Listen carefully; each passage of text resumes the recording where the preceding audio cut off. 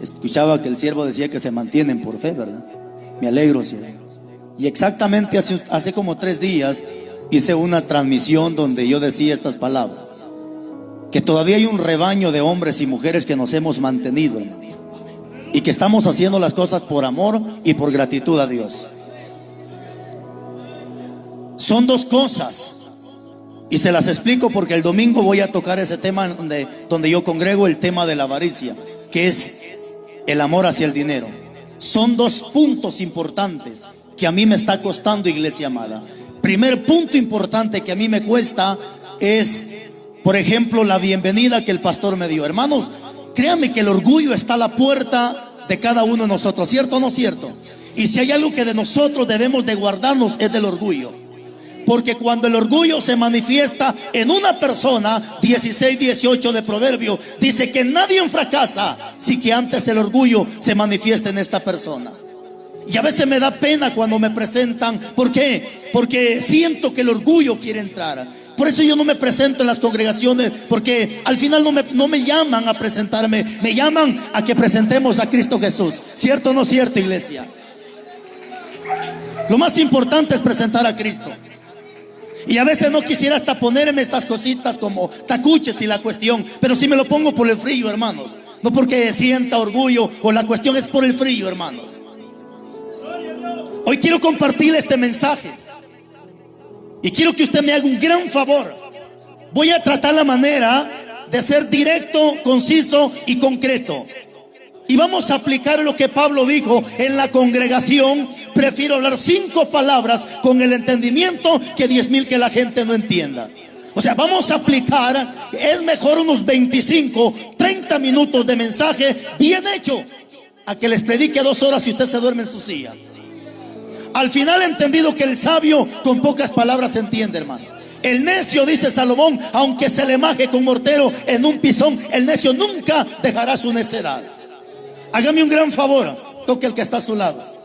Tóquelo. Y dígale: ¿ya arreglaste tu casa? Dígale. ¿Ya arreglaste tu casa?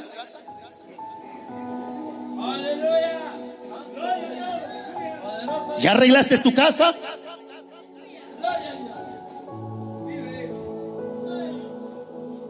Ser un adorador en los momentos de los coros y de la alabanza es fácil, iglesia.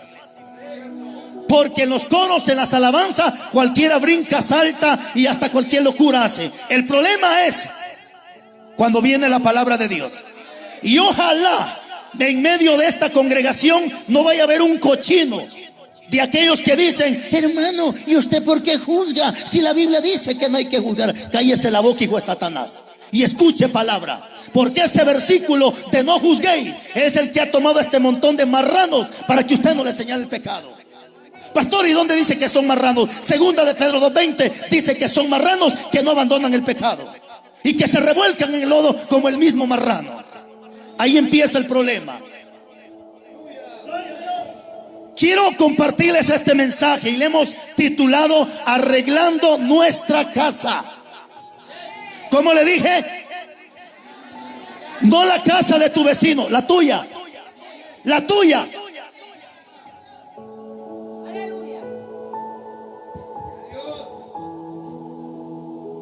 Aquí encontramos una palabra, iglesia amada, que de hecho puede poner a temblar a cualquier tibio en las congregaciones. Aquí vemos cómo Ezequías estaba gravemente enfermo. Le aseguro 100% que Ezequías, cuando supo que Isaías llegó, de seguro él esperó una palabra de aliento que lo fortaleciera, o no sé, o que pusiera Elías las manos sobre Isaías, las manos sobre él. Algo esperaba Ezequías. Pero sin embargo, hermano, cuando llega este muchacho, no llegó a poner las manos sobre él, ni tampoco llegó a darle una palabra de aliento, o como algunos profetas andan por ahí diciendo: este es tu año agradable, este es tu año de prosperidad, este es tu año de bendición. Y les aseguro que si un payaso de esos hubiese venido, este lugar estaría a reventar. Pero como sabían que venía palabra confrontativa, hasta pastores tibios no quisieron presentarse, porque saben que la palabra les golpea y les ofende. Pero esta verdad nunca ofenderá a las ovejas. Esta verdad es ofensa para los cabros.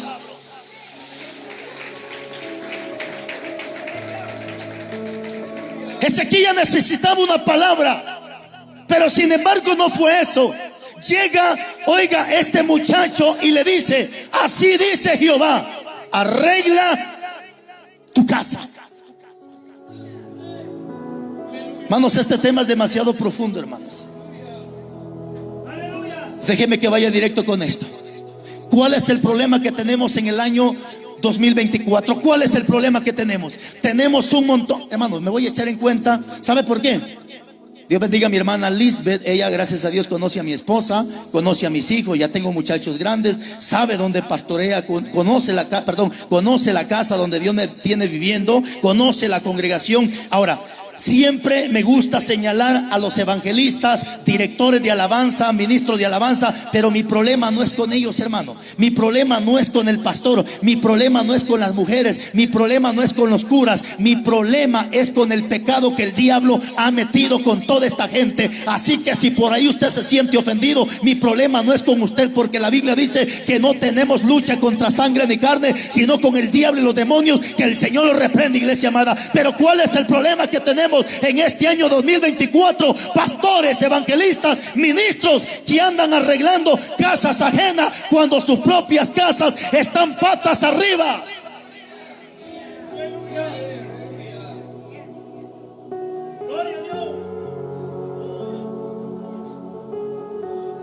Y a veces me preguntan: pastor, ¿y por qué no trae a su familia? Por muchas razones. Una, porque mi esposa, cuando yo no estoy, se queda en la iglesia también al frente de la obra. Dos, mis hijos estudian.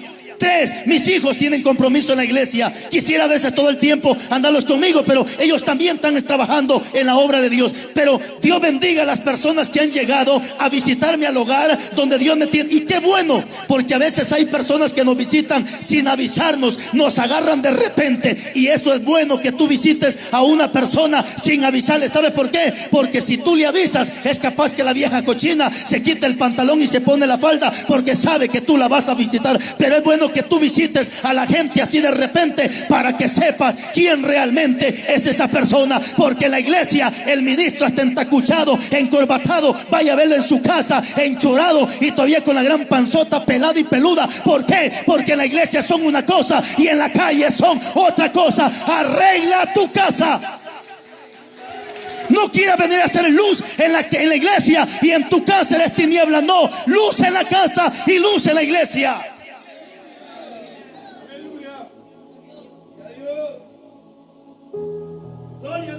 Dijo por ahí un atarantado: ni modo que ese pastor encorbatado duerme. Tampoco se ha chiflado, hombre.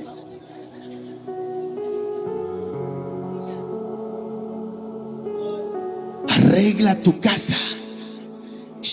Mire. Primero nuestra casa. Y si nos queda tiempo, vamos a reprender allá afuera.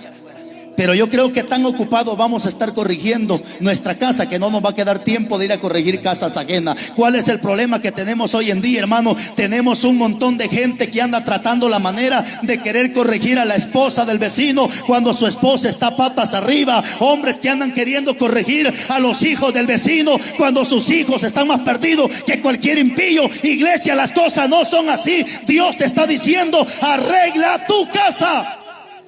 Tu casa.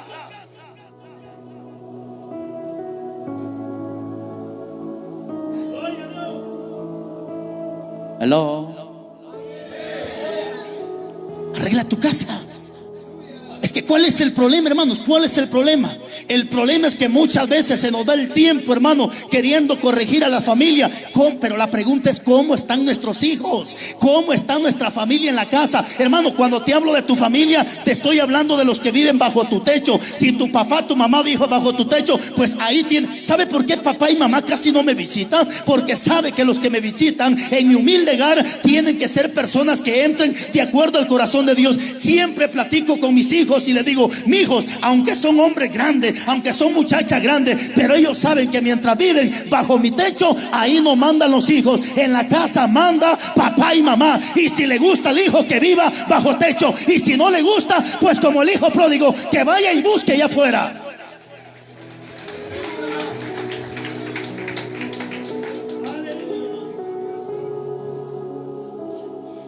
Y cuando tú ordenas tu casa y tienes a tu familia, vas a tener credibilidad. y vas a tener veracidad. Pastor, ¿crees que es credibilidad? Credibilidad es que la gente va a creer a lo que tú predicas y va a decir: es cierto, es que el hombre predica fuerte, pero mire cómo están sus hijos. Excelente, excelente.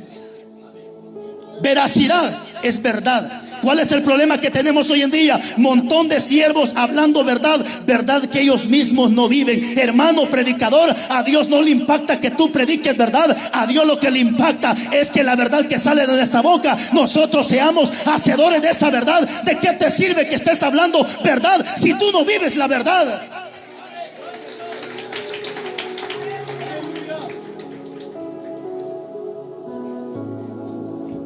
Arregla tu casa. Arregla tu casa. Ahora, ahí te va. Y cuando la casa del ministro está patas arriba, le hace falta veracidad. ¿Sabe por qué mucho ministro ahorita no quiere hablar verdad? Porque su casa la tiene patas arriba. Mire para acá. ¿Sabe por qué usted muchas veces no predica la palabra como tiene que ser? Porque su casa está patas arriba. ¿Cómo le vas a decir a tu vecina: mire, su hija anda pintada, si la suya la tiene peor que payasa? ¿Cómo le va a decir a su vecina: hermana, mire, su niña empantalonada, si también usted misma le pone los pantalones a su niña, vieja sinvergüenza?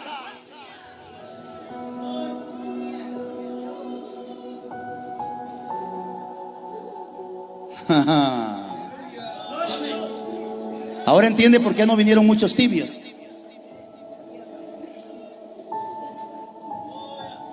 Y aunque algunos están aquí, hermanos presentes, son enemigos de esta verdad, y solo verles en el rostro se les mira los endemoniados que están. Pero aquí están, hermanos. Aquí están. No se puede, hermano, no se puede. Es que tenemos que corregir nuestra casa. Qué bonito, hermano, le digo, porque tengo hija adulta, ya mayor de edad, y hace un tiempo mi hija entró en una etapa terrible donde todos los jóvenes atraviesan esa etapa donde para ellos todo es bueno, todo es bonito, todo es excelente. Hermanos, y cuando mi hija estaba pasando en esa etapa difícil, vive Dios en cuya presencia estoy, ya no predicaba la palabra con autoridad, ya no reprendí el pecado. ¿Por qué? Porque yo sabía que el pecado estaba dentro de la casa. Conozco un hombre en la Biblia, un sacerdote llamado Elí. ¿Sabe por qué Elí ya no hablaba la palabra? ¿Sabe por qué la palabra estaba escaseando? Porque los mismos hijos de Elí se habían vuelto unos cochinos y estaban viviendo en el palacio del rey. Y es que mientras el pecado no entre a tu casa, tú tienes la autoridad y la solvencia de predicar tu palabra. Pero si el pecado entró a tu casa, ya no puedes predicar, porque el primero que va a salir corregido va a ser usted de la iglesia. Pero ¿qué es lo que está pasando? Alcahuetería. Alcahuetería. Porque hay tatas que prefieren hacerse al pecado de sus hijos antes que sacar el pecado de su casa.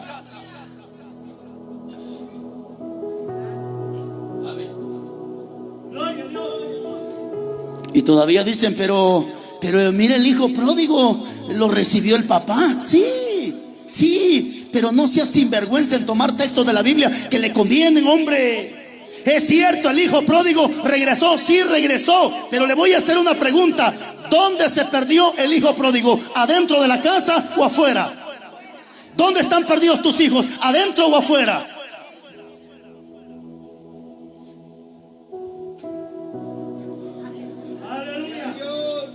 Te voy a volver a hacer la pregunta: ¿dónde se perdió el hijo pródigo? ¿Adentro de casa o fuera de la casa? Ahora te hago la pregunta: tus hijos perdidos, ¿dónde están perdidos? ¿Adentro de tu casa o fuera de la casa? Ajá. Ajá. Ajá. Ajá. Pero no solo eso. ¿Regresó el hijo pródigo? Sí, señor. Pero pregunto, ¿lo recibió el padre? Sí, señor. ¿Pero lo metió así como venía dentro de su casa? Ahí está el clavo. Porque antes de meterlo a su casa, en la puerta le quitó la ropa sucia que traía. Porque esa ropa, según 22 de Apocalipsis, representa la santidad. Y es que sin santidad nadie entrará al reino de los cielos. ¿Qué significa eso? Que el hijo entró a la casa, pero sujeto a la palabra, viviendo la palabra. ¿Qué más hizo el padre con el hijo pródigo? Antes de meterlo a su casa, le quitó los zapatos y le puso calzado nuevo. ¿Cierto o no es cierto? ¿Qué representa el calzado? Según Efesios capítulo 6, el calzado es el apresto del evangelio. En otras palabras, el tata le está diciendo al hijo: si vas a entrar a la casa, vas a entrar, pero de acuerdo a la voluntad de Dios. 3. ¿Qué más hizo el padre con el hijo pródigo? Antes de meterlo, le puso un anillo en la mano. ¿Cierto o no es cierto? ¿Qué representa ese anillo? Según la Biblia, autoridad y compromiso. Ahora sí, le quitó los zapatos, le pone anillo, le pone la ropa. ¿Qué dijo el padre? Hagamos fiesta. Hoy los tatas están haciendo fiesta con sus hijos muertos espiritual adentro de su casa.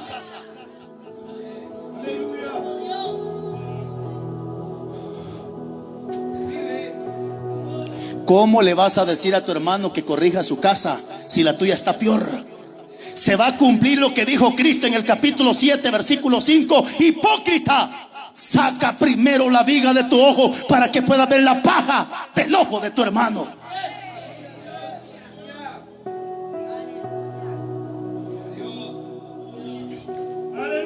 Hay una profecía que Cristo se la dijo a sus discípulos y que se cumplió en el año 33 después de la muerte y la resurrección de Cristo, a los 40 días después que Cristo fue ascendido al cielo. Hechos capítulo 1.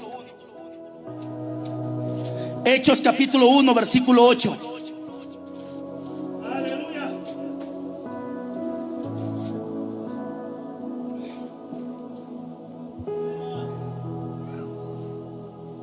Hechos capítulo 1, versículo 8.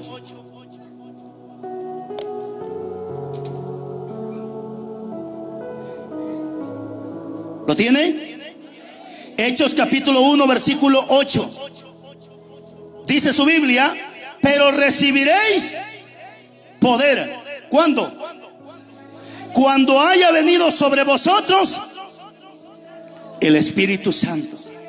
Y luego, ¿qué dice? Y me seréis testigos. ¿Dónde? Primero, ¿dónde?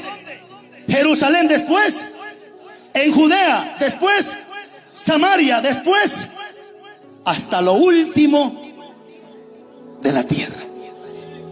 Primero, Jerusalén. Segundo, Judea. Tercero, Samaria. Cuarto, hasta lo último de la tierra. Mire, pero mire para acá. Primero, Jerusalén. Segundo, Judea. Tercero, Samaria. Cuarto, lo último de la tierra. ¿Dónde tenemos que dar testimonio primeramente? Jerusalén. ¿Qué significa Jerusalén? Lugar de habitación. Jerusalén significa casa. Por eso Jesucristo dijo: voy pues a preparar lugar para que donde yo esté ustedes también. ¿Y cómo se llama esa casa que Cristo fue a preparar? La Nueva Jerusalén. Porque Jerusalén significa lugar de habitación. Cuando Dios está diciendo: y me seréis testigos en Jerusalén, me está diciendo en mi casa.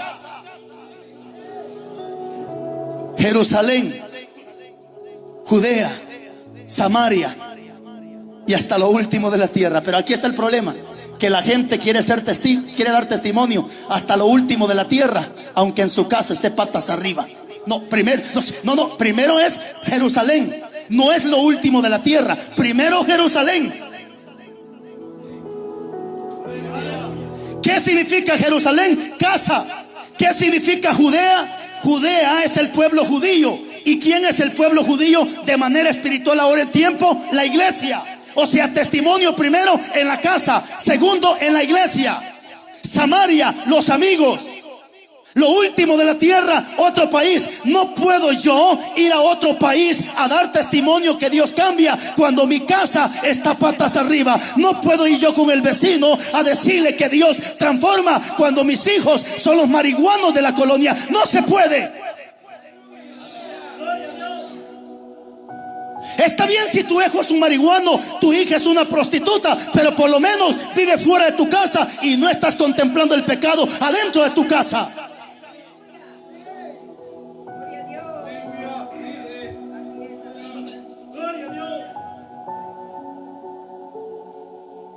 Todos los hijos en la Biblia, la mayor parte se echaron a perder. Los hijos de David, Amón, Absalón, corrompidos, pero por lo menos fueron cuando ya estaban viejos y no dentro de la casa, afuera de la casa. ¿Qué está pasando hoy en día? Lo que está pasando es que el pastor, el predicador, el evangelista, el ministro anda queriendo transformar vidas ajenas cuando ni la de él ha sido cambiada. Porque hay mujeres que en la iglesia son unas cristianas humildes, pero en su casa todavía sartenean al marido. Hay hombres que en la casa son diáconos, maestros, evangelistas, pero en su casa todavía le pegan un sacón de aire a su esposa.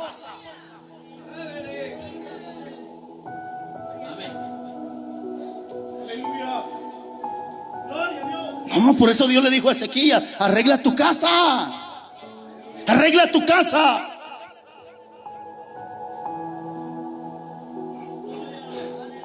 Creo, no sé si todavía sale ese programa, pero no sé si sale o salía aquel programa que se llamaba Lo que callan las mujeres. No sé si sale o salía. De hecho ya tiene años que no veo televisión, hermano. Pero ¿a qué quiero llegar con eso? Que hay mujeres, esposas de líderes que están callando un montón de cosas en la iglesia. Porque hay líderes que todavía le pegan a su esposa. Hay líderes que todavía golpean a su mujer. Hay líderes que todavía maltratan a sus esposas. Pero cuando vienen a la iglesia, vienen entacuchados, encorbatados. A ustedes les dijo Cristo: sepulcro blanqueado, que por fuera se muestran blancos, pero por dentro están llenos de huesos podridos.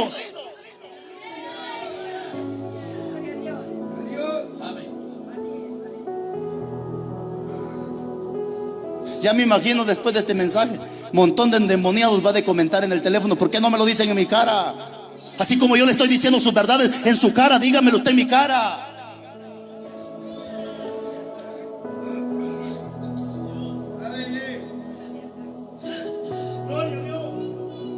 No pretendas ser luz en la iglesia y en tu casa eres oscuridad. No se puede. Y me seréis testigos en Jerusalén. ¿Qué testimonio estás dando en tu casa? ¿Qué testimonio da tu familia?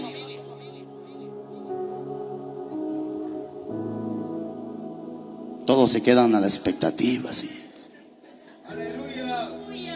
Dijo una señora: yo fui a la campaña, pensé que el Señor me iba a hablar. Ya le está hablando, señora.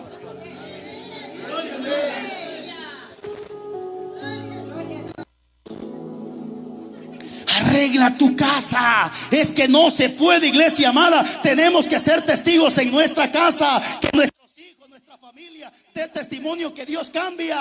Para que cuando tú te pares en un púlpito o te pares a predicar, no tendrás cola que te pise. Nadie te va a señalar. ¿Por qué? Porque tú estás íntegro delante de Dios.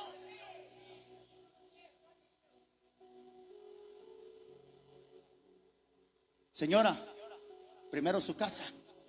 Atienda a su marido. Después vaya a aconsejar otros matrimonios. Porque ahorita hay mujeres que ya no quieren ni atender a sus esposos. Pero allá afuera andan restaurando matrimonio, aconsejando matrimonio. Y cuando su esposo las quiere abrazar en la noche: quítate de aquí, mañoso, solo caliente te mantienes.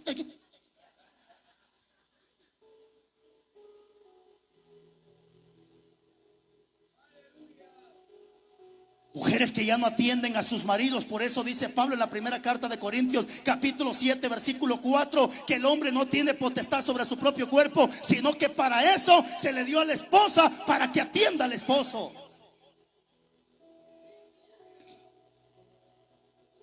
Hombres que también ya no atienden a sus esposas, allá con sus amigos Coca-Cola, Jumbo, hamburguesas, taco, pizza. Y cuando su niño le pide un quetzal, un coscorrón le pega.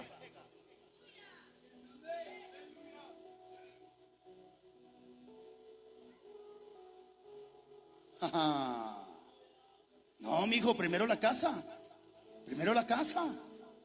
¿Cómo es que con tus camaradas Coca-Cola, Jumbo, pizza, hamburguesa, y tus pobres niños todos peludos, todos moquientos, todos sucios? Arregla tu casa. Sé luz en tu casa.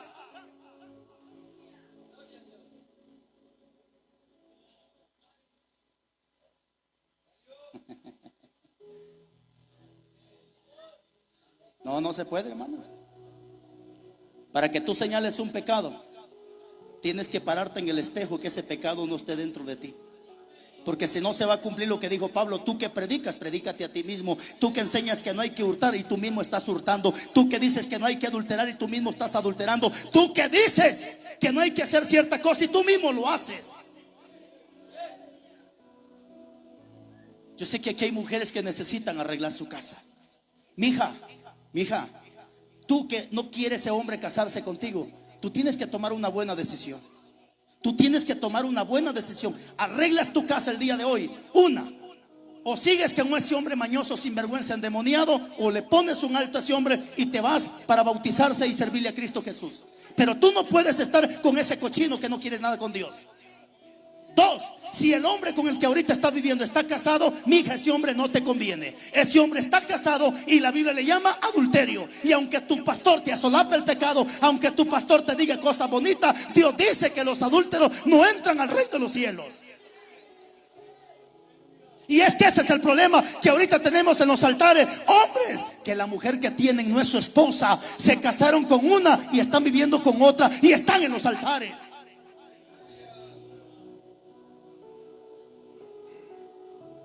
No, arregle su casa. Así no se vale. Arregla tu casa.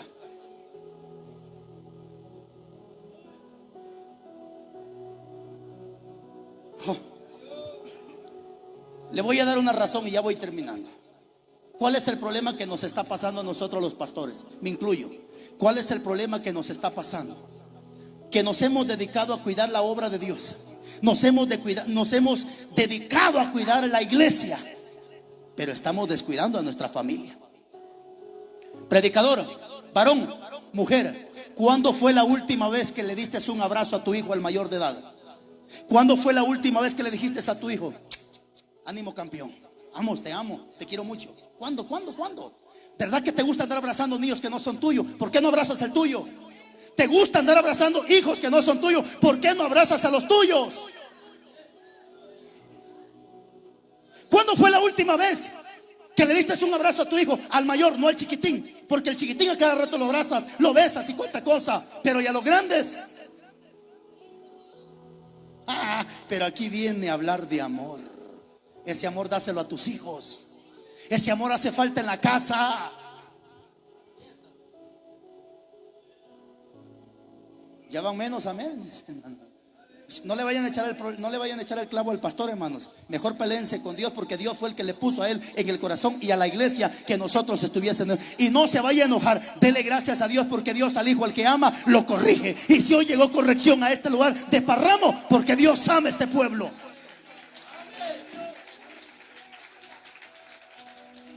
Hay un pasaje, se lo quiero compartir. Acompáñeme, por favor. Cantares está adelantito de, primero va a encontrar Proverbios, Eclesiastés, y después de Eclesiastés está Cantares.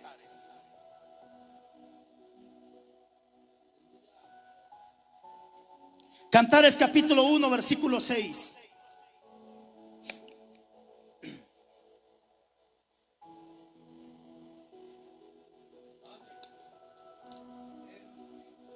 Después de Eclesiastés. Cantares capítulo 1 versículo 6. Aquí está el problema en el cual estamos cayendo muchos ministros, que nos hemos dedicado a cuidar la obra, pero estamos descuidando a nuestra propia familia. Cantares capítulo 1 versículo 6. ¿Lo tiene? Y si no lo tiene, no se preocupe, pare las orejitas, por favor, después se lo doy. Dice la Biblia: no repares en que soy morena, porque el sol me miró y los hijos de mi madre se airaron contra mí. Ahí viene. ¿Qué dice? Me pusieron a guardar las viñas. ¿Y qué dice? Y mi viña, que era mía, no guardé. ¿Por qué estás cuidando viña ajena? ¿Por qué estás cuidando familia ajena y la tuya no? ¿Por qué estás cuidando niños ajenos y los tuyos no? Vaya a ver la casa de la sierva. Está igual que su cabeza, toda despeinada, pero le gusta andar arreglando casas ajenas. Hay mujeres que no se mantienen en su casa por ir a barrer la casa de la vecina, por ir a trapear la casa de la vecina, aunque su casa está patas arriba igual que ella.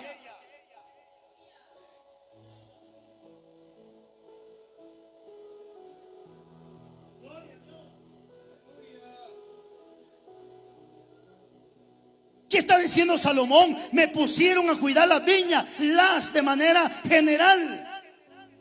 Pero ¿cuál es el problema que él divisó? Pero la viña que era mía, no la cuidé. Eso está pasando hoy en día.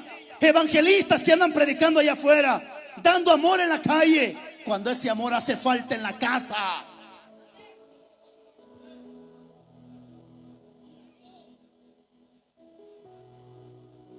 ¿Y sabe qué es lo más triste? Que dejaron a sus propios hijos abandonados y hoy están manteniendo los que no son de ellos. Y si aquí hay un padrastro que está manteniendo hijos que no son de él, te felicito, mi estimado, porque son pocos hombres los que quieren cuidar niños que no son de él. ¿Cuál es el problema? Que descuides a los tuyos para cuidar los que no son tuyos.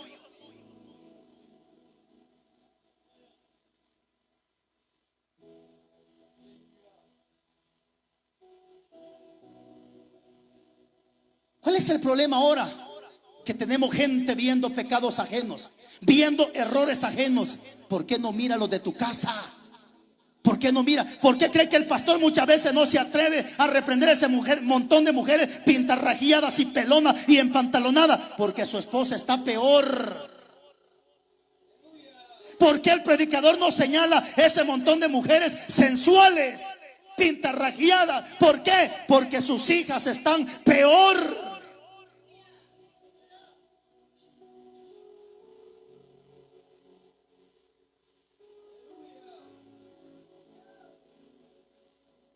Quiero terminar con este último versículo porque te dije que iba a ser breve. Primera Timoteo capítulo 3 versículo 4. Y nos vamos.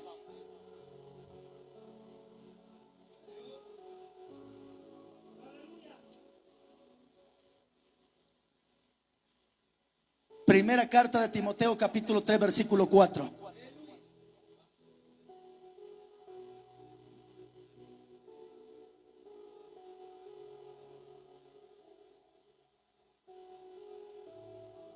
¿Lo tiene? Primera Timoteo capítulo 3 versículo 4. Dice la Biblia: que gobierne bien, ¿qué dice? Su casa, que tenga a sus hijos en sujeción y con toda honestidad, pues el que no sabe gobernar su propia casa, ¿cómo va a cuidar de la iglesia de Dios? Si no puedes con uno de tu casa, ¿cómo le quieres predicar a 50, 100? Si no puedes con ese chiquitín de tu casa, ¿cómo te quieres parar en un púlpito a querer corregir a 300 personas? No se puede. Que gobierne bien su casa. ¿Sabe qué es gobernar? ¿Sabe qué es gobernar? Tener mando o autoridad sobre aquello. Ese es el problema, que en la casa no mandan los tatas, mandan los hijos. Tanto así que si el tata no le da el teléfono al niño, el niño no deja de chillar. Te hace falta autoridad. Y siempre he puesto este ejemplo, mis estimados, siempre lo he puesto. Porque a veces cuando venimos en la calle, aunque cuando hay dos policías en la calle y me hacen el alto, yo no paro, hermano. Porque está prohibido que usted pare cuando hayan 2, 3, 4 policías. Tienen que haber por lo menos 2 patrullas, señalización y la cuestión para que a usted lo puedan parar. Si no, no se pare. Y eso no hay ningún delito porque la ley así lo estipula en Guatemala. Pero cuando me hacen el alto, a veces cuando voy a México, a otros países, y me hacen el alto, ok, ¿sabe qué es lo que yo he aprendido de las autoridades? Que un policía no necesita gritarte, ni necesita hacer un escándalo. Solo te hace con la mano y tú te paras. ¿Por qué? Porque tú estás reconociendo la autoridad que hay dentro de esa persona. Así son nuestros hijos. Nuestros hijos, cuando reconocen la autoridad, con una mirada que tú le hagas a tu hijo, esa mirada le está diciendo todo a tu hijo. ¿Sabe por qué? Porque tu hijo está reconociendo que en ti hay autoridad. Y no necesita ser un gran hombrón. Lo que necesita es tener el Espíritu Santo de Dios para que tus hijos se sujeten a ti y para que tú tengas la autoridad en la casa. Nuestros viejos de antes no eran estudiados, no eran maestros ni bilingües, pero tenían lo más importante, que era autoridad en la casa.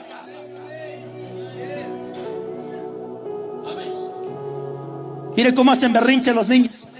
Hasta que se le da el celular, el niño se calla. Ay, papá. A veces me ha molestado en la iglesia donde pastoreo, porque siempre vivo corrigiendo. Porque a los niños una vez les hablo y les hago con el dedo y los niños van corriendo a sentarse. Los tatas le están gritando a sus hijos, ni caso le hacen. ¿Por qué, hermano? Porque muchas veces el tata quiere que sus hijos se sujeten a él, cuando él no se sujeta a Dios. Y las cosas no funcionan así. Que gobierne bien su casa. ¿Quién es el encargado de gobernar en la casa? Usted, papá. ¿Por qué deja que se meta la suegra? Vieja metiche, suegra, deje de estarse metiendo en la vida de los nietos. ¿Está oyendo, vieja metiche? ¿Está oyendo?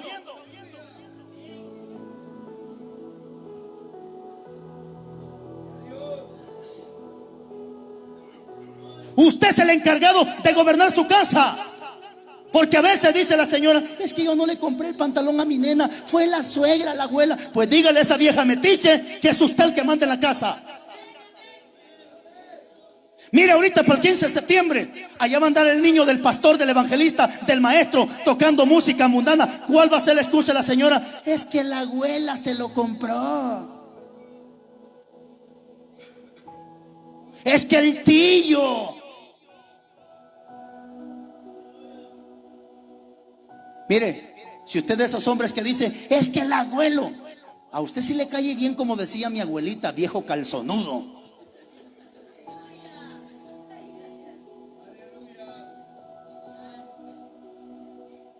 Es que usted es el encargado de gobernar su casa. Hermano, esta semana lo he estado gritando, porque no se vale que los hijos de los cristianos van a andar para el 15 de septiembre tocando música mundana, bailando con música mundana y haciendo cuanta cosa en el mundo, cuando se sabe que son tus hijos.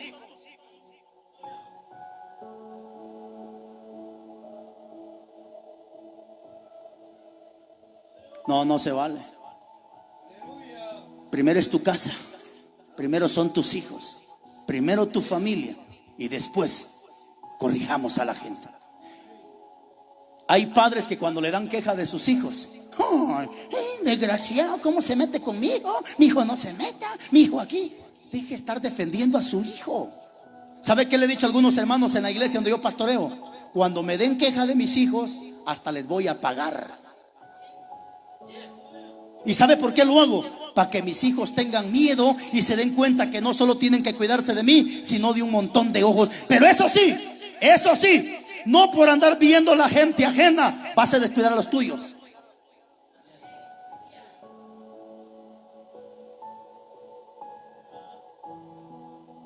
Póngase de pies.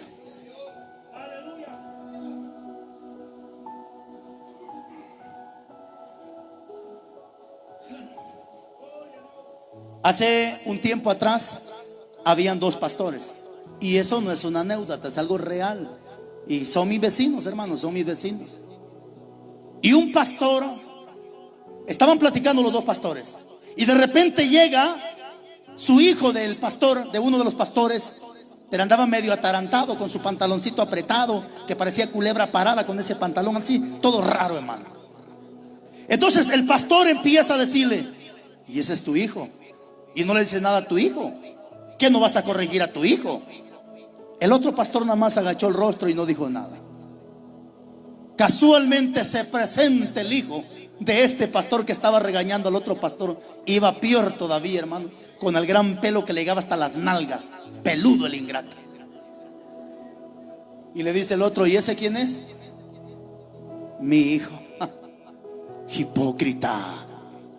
Deja de estar viendo los errores ajenos si lo tienes en tu casa. No puedes decirle a tu vecino que corrija a su hijo si el tuyo está peor. A ver, si te pregunto, ¿dónde están tus hijos ahorita? ¿Los tienes ahí? ¿O se quedaron viendo el Chavo el 8? ¿O se quedaron jugando Free Fire? ¿Dónde están tus hijos?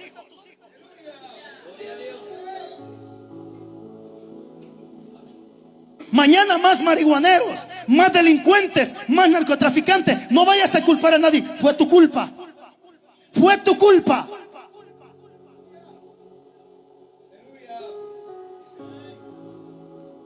Cierra tus ojos y dale gracias a Dios. Yo sé que te quedas adolorido, pero dale gracias a Dios. Yo sé que estuvo fuerte esta palabra, pero es mejor que nos arda un momento la cara de vergüenza y que no vayamos a arder al infierno toda nuestra vida por seguir de sinvergüenzas. Dura es tu palabra, dijeron tus siervos, Padre. Dura es tu palabra. Pero gracias, porque al final he aprendido que debo de corregir mi propia casa, que debo de ver a mi propia familia, para que después con toda solvencia, autoridad, credibilidad y veracidad pueda pararme frente a mucha multitud, Dios mío. Gracias.